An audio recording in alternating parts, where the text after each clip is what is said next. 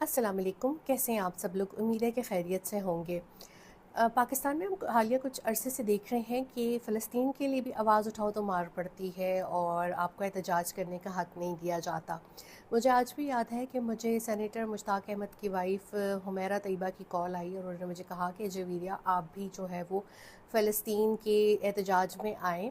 ये दोनों जो मियाँ बीवी हैं इन्होंने मेरी बहुत दिल जोई की जब अरशद की शहादत हुई थी, और आपको वो लोग कभी भी नहीं भूलते जो गम में आपके साथ होते हैं या आपके आंसू पोंछते हैं। तो मैंने कहा कि ठीक है, मैं भी आती हूँ। शुरू में मैंने ये देखा कि कम लोग आते थे, लेकिन आहिस्ता आहिस्ता इस्लामाबाद के लोगों की बड़ी तादाद ने जो है वो इसमें आना शुरू कर दिया और तादाद जो है वो हज़ारों में पहुँच गई।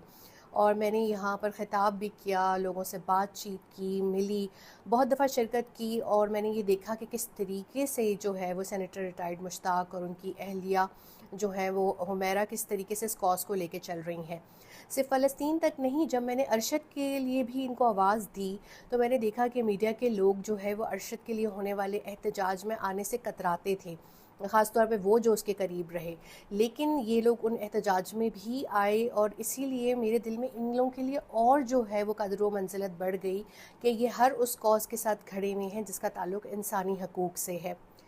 फिर सेनेटर मुश्ताक ने ये ऐलान किया कि वो समूद फोटेला के साथ जो है वो जा रहे हैं और वो गज़ा तक जो है वो इमदाद पहुंचाएंगे, और उनके साथ जो है और भी दुनिया के समाजी कारकुन और जो लोग फ़लस्तीन से मोहब्बत रखते हैं वो इस सफ़र में शरीक हुए। बहुत मुश्किल सफ़र था, और बिल्कुल जो है वो गज़ा के करीब आकर जो है वो इज़राइल ने इन तमाम लोगों को गिरफ़्तार कर लिया। तो हमें इनके लिए आवाज़ उठानी चाहिए, क्योंकि ये आपके लिए, मेरे लिए, सबके लिए बाहर निकले थे जो तड़प रहे थे अपने उन बहन भाइयों के लिए जिनके ऊपर जो है वो सहूनी रियासत जुल्म कर रही है।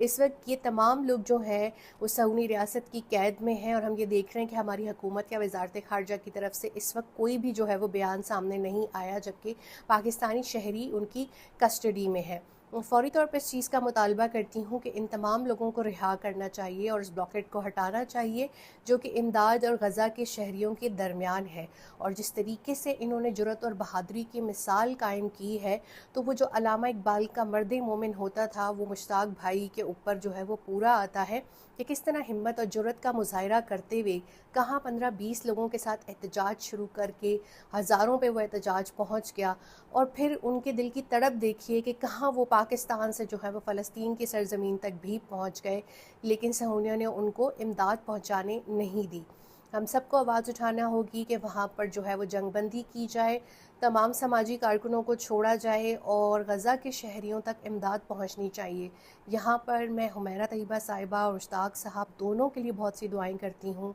कि अल्लाह ताला उन लोगों को महफूज रखे, वो खैर खैरियत से अपने घर को वापस आएँ, और जो कारनामा उन्होंने रकम कर दिया है वो